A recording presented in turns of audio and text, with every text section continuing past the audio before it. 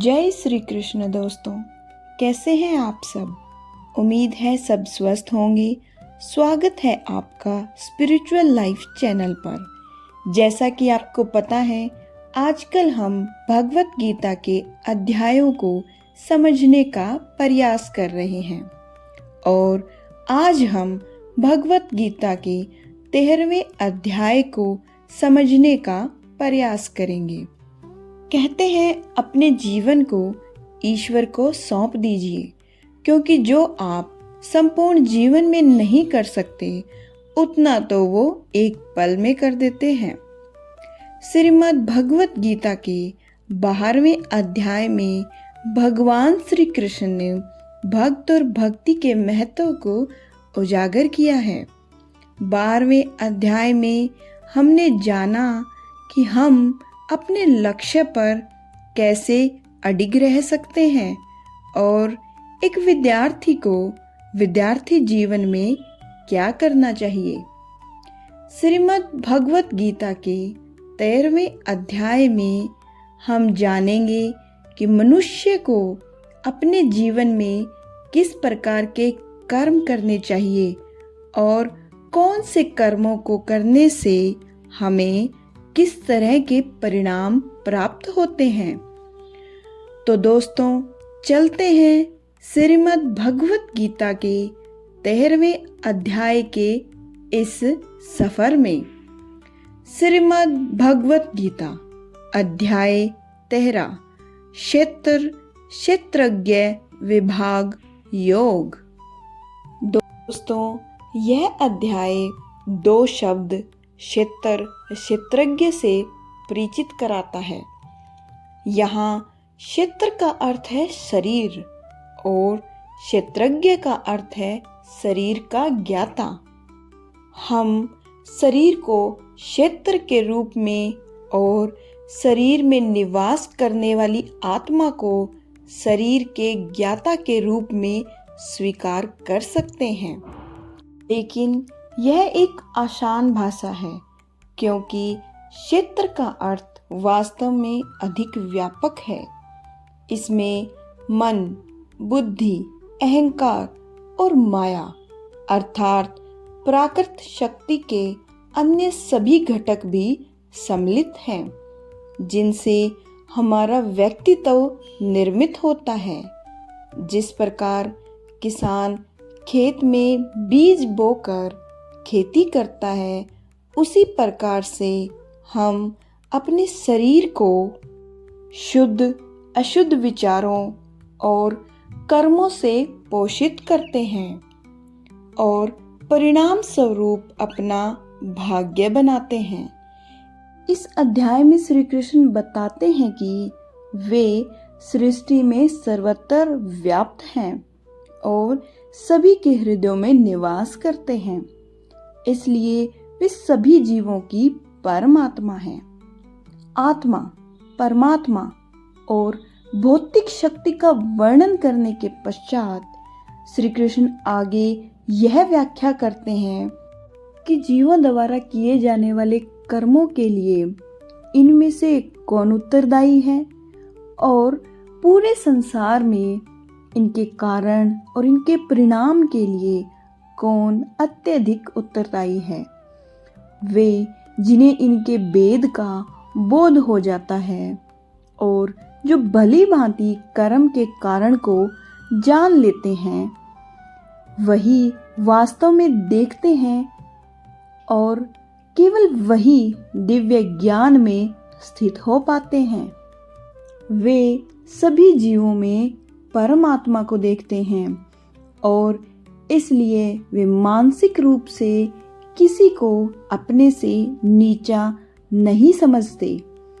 वे एक ही प्रकृति की शक्ति में स्थित विभिन्न प्रकार के जीवन रूप को देख सकते हैं और जब वे सभी अस्तित्वों में सामान्य आध्यात्मिक आधार को देखते हैं, तब उन्हें ब्रह्म की अनुभूति होती है। इस अध्याय में प्रथम श्लोक में अर्जुन भगवान श्री कृष्ण से पूछते हैं कि हे केशव, मैं यह जानने का इच्छुक हूँ कि प्रकृति क्या है और पुरुष क्या है, तथा क्षेत्र और क्षेत्रज्ञ क्या है। मैं यह भी जानना चाहता हूँ कि सच्चा ज्ञान क्या है और इस ज्ञान का लक्ष्य क्या है। दोस्तों, आपको याद होगा कि श्रीमद् भगवत गीता के प्रथम अध्याय में जब बात होती है कि धृतराष्ट्र प्रश्न करते हैं कि धर्म क्षेत्र कुरुक्षेत्र में मेरे और पांडव पुत्र क्या कर रहे हैं, तो जो ये दो क्षेत्र है वो कहाँ हैं। तब हमने संक्षिप्त में जाना था कि कुरुक्षेत्र और धर्म क्षेत्र हमारे ही शरीर और मन में होते हैं और इन दोनों अवस्थाओं का युद्ध हमारे जीवन में चलता रहता है। उन्हीं क्षेत्रों का विस्तार पूर्वक वर्णन इसी अध्याय में किया गया है।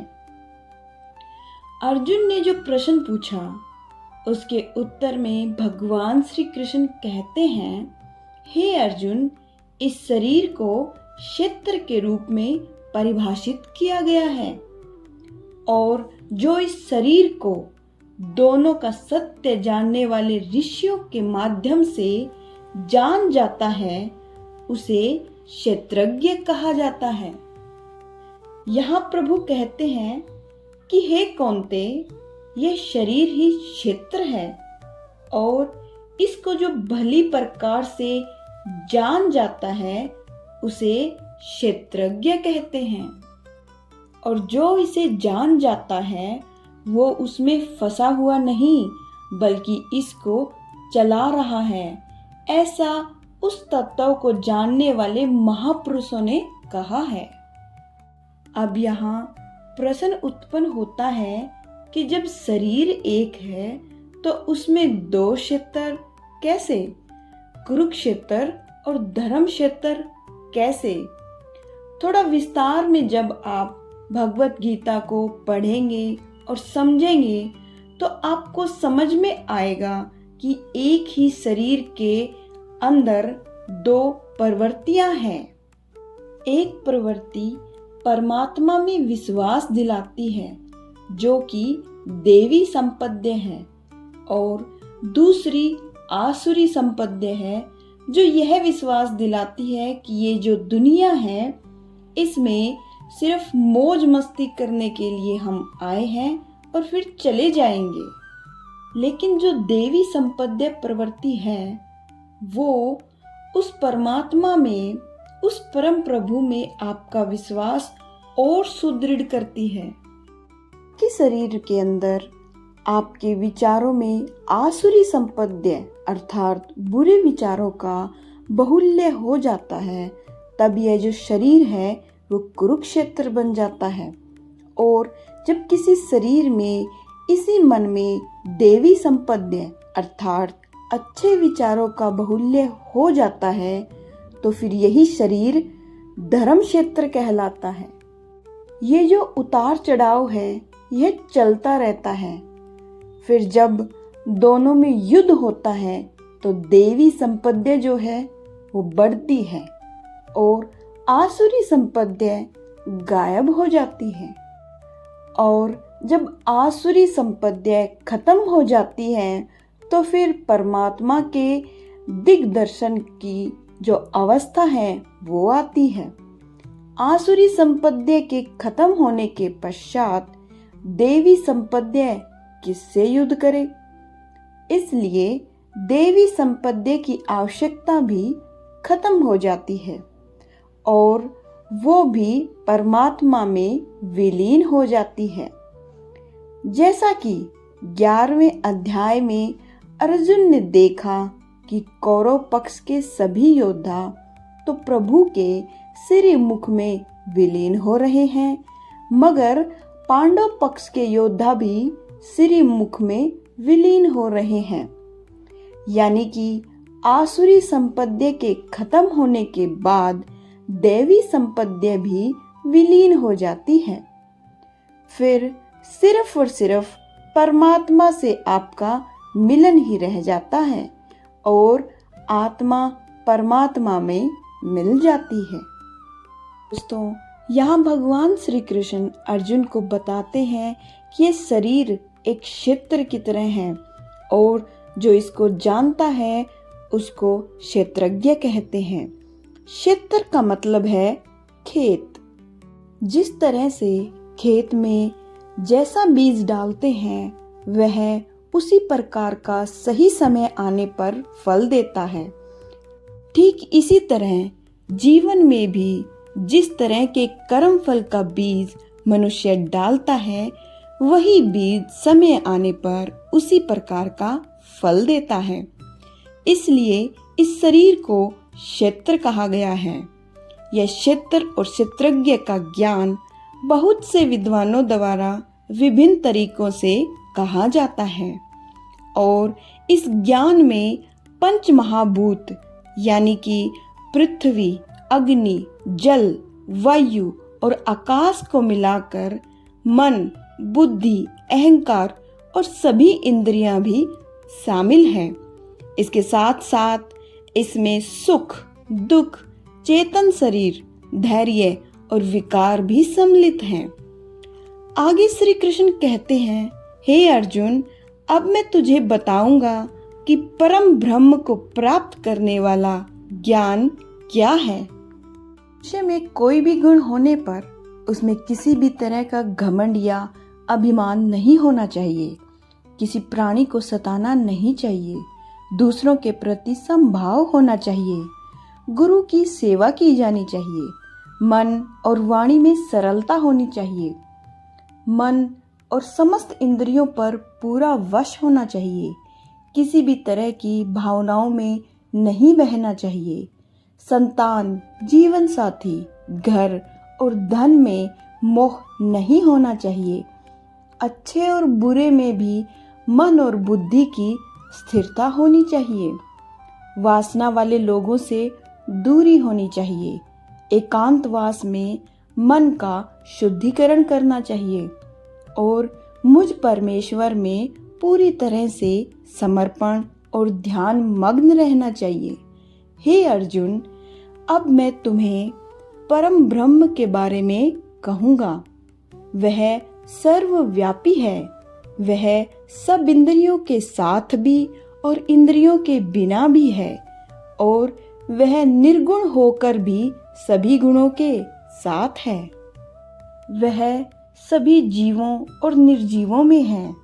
वह दूर भी है और पास भी, लेकिन फिर भी वह जानने में नहीं आता। वह ब्रह्मा की तरह जीवन उत्पन्न करता है और विष्णु की तरह पालन करता है और शंकर की तरह विनाश भी करता है। वह अलग अलग कालों में होते हुए भी एक ही जैसा लगता है और एक ही काल में अलग अलग तरह का होता है।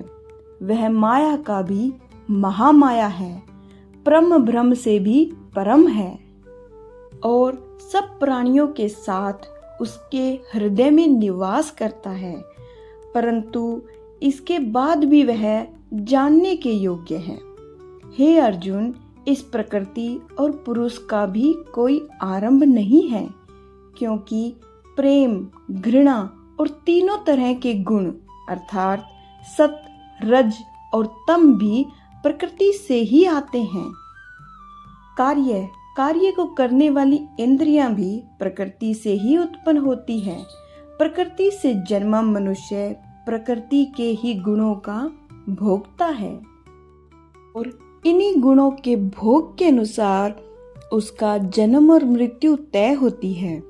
इस तरह से जो भी मनुष्य इस पुरुष और प्रकृति के ज्ञान को जानता है वह कर्म करता हुआ भी मुझे प्राप्त होता है और मुझ में परमात्मा को हर मनुष्य अपने अलग अलग तरीके से पाता है।